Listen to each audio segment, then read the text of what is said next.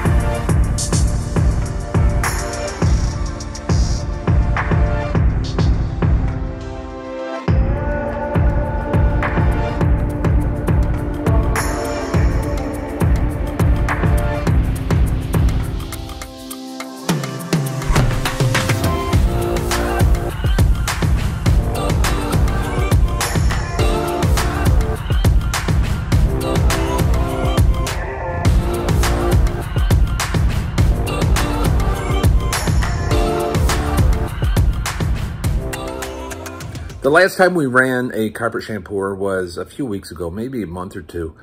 And look at everything it's picking up, right? That water used to be clear. It isn't anymore.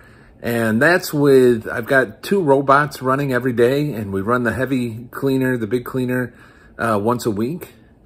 And it just surprises me how much this thing can pull out of the carpet.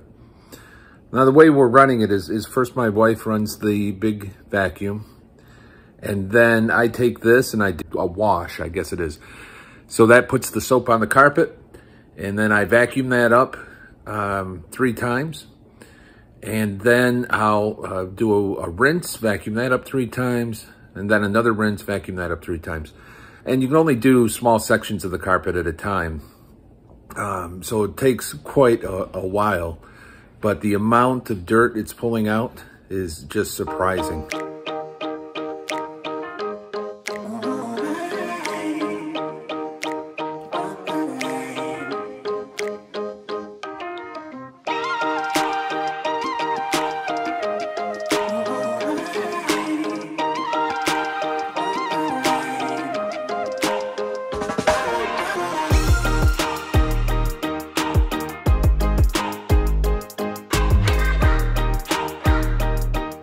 This is a large room, and it took probably 3.5 hours to do.